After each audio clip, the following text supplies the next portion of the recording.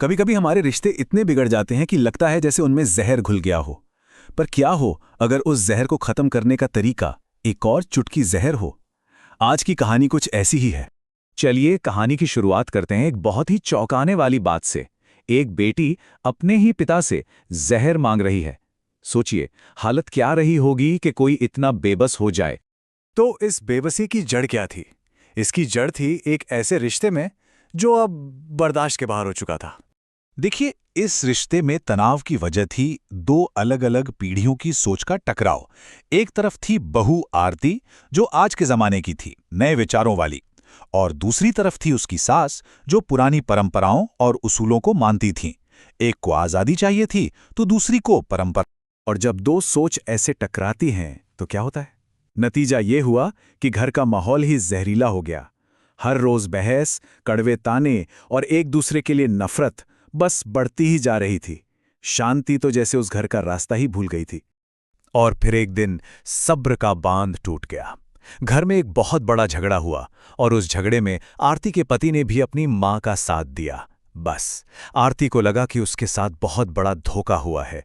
वो सब कुछ छोड़कर गुस्से में अपने मायके चली गई और वहीं पूरी तरह से टूटकर उसने अपने पिता से वो मांगा जो किसी को कभी नहीं मांगना चाहिए, जहर। अब सोचिए, एक पिता के लिए यह सुनना कितना मुश्किल होगा, पर उस पिता ने जो किया उसने कहानी का रुख ही मोड़ दिया।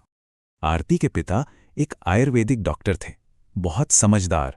उन्होंने अपनी बेटी की पूरी बात सुनी, पर डांटने या फटकारने के बजाय उन्होंने बड़े आराम से उसे समझाया कि देखो बेटा, किसी को मारना कोई हल नहीं है, इससे तो तुम दोनों ही जेल चले जाओगे। पर आरती सुनने को तैयार नहीं थी। तब पिता ने एक तरकीब सोची। उन्होंने आरती को एक पुड़िया दी और कहा, ठीक है, ये एक धीमा जहर है, ये 6 महीने में काम करेगा, मौत बिल्कुल नेचुरल लगेगी और किसी को पता भी नहीं चलेगा। लेकिन उस जहर के साथ उन्होंने 4 शर्तें रखीं और असली जादू इन्हीं शर्तों में था। पहली शर्त, रोज खाने में बस 1 चुटकी मिलानी है। दूसरी, सास से बहस करना बिल्कुल बंद कर देना है। तीसरी, उनकी सेवा करनी है, उनका ख्याल रखना है। और चौथी, जो सबसे मुश्किल थी, वो कुछ भी कहें, कितना भी बुरा बोलें, चुपचाप सुनना है, पलटकर एक शब्द नहीं कहना। आरती घर तो लौटी जहर देने के इरादे से, पर पिता की इन शर्तों ने कुछ और ही करना शुरू कर दिया। यहां से कहानी का सबसे दिलचस्प मोड़ आता है। तो आरती ने प्लान शुरू किया।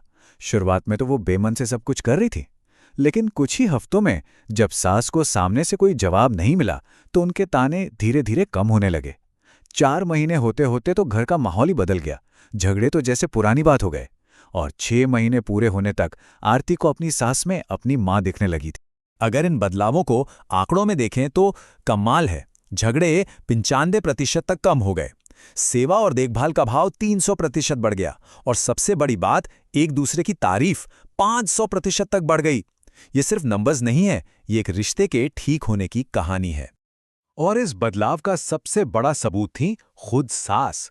वो सास जो पहले सिर्फ कमियां निकालती थी, अब पूरे मोहल्ले में अपनी बहू के गुण गाती थी। घर में तो अब प्यार ही प्यार था। लेकिन आरती के दिल पर एक बहुत बड़ा बोझ था, उस जहर का। अब वक्त आ गया था उस सच के सामने आने का। अब आरती को अपनी सास से बेइंतहा प्यार हो गया था, और इसी प्यार के साथ आया एक भयानक डर। वो दौड़ती हुई अपने पिता के पास गई, रोते हुए कहने लगी, पिताजी, मुझे उस जहर की काट दे दीजिए प्लीज। मैं नहीं चाहती कि वो मरें, मैं उन्हें खोना नहीं चाहती। ये सुनकर उसके पिता जोर जोर से हंसने लगे। उन्होंने कहा, कैसा जहर बेटी? अरे मैंने तुम्हें जहर नहीं, सिर्फ हाजमे का चूर्ण दिया था। जी हां, आरती ने कभी कोई असली जहर इस्तेमाल ही नहीं किया। 0, एक चुटकी भी नहीं। असली जहर तो कुछ और ही था, और उसका इलाज भी कुछ और ही था। तो फिर ये असली जहर था क्या? चलिए इस कहानी के सबसे बड़े सबक को समझते हैं, मन के जहर का इलाज। असली जहर वो पाउडर था ही नहीं। असली जहर तो वो था जो आरती और उसकी सास दोनों के मन में था। शिकायतें, गुस्सा, कड़वाहट और नफरत। यही वो मन का जहर था जो उनके रिश्ते को धीरे धीरे मार रहा था। इस बात को यहां देखिए। पहले आरती को अपनी सास में सिर्फ कमियां दिखती थीं, लेकिन जब उसका अपना व्यवहार बदला, उसका नजरिया बदला, तो उसे अपनी सास एक अकेली इंसान दिखी जिसका शायद बात करने का तरीका थोड़ा सख्त था, मतलब गुस्से की जगह समझने ले ली थी। तो इस कहानी से हम क्या सीख सकते हैं? पहली बात, अगर किसी रिश्ते को ठीक करना है तो शुरुआत खुद से करनी होगी। दूसरी, प्यार और सब्र से पत्थर दिल भी पिघल सकता है। तीसरी, हम दुनिया को वैसे ही देखते हैं जैसे हम अंदर से होते हैं।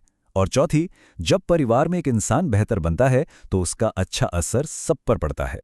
और आखिर में पिता की वो सबसे जरूरी बात, जिंदगी की असली कला यही है।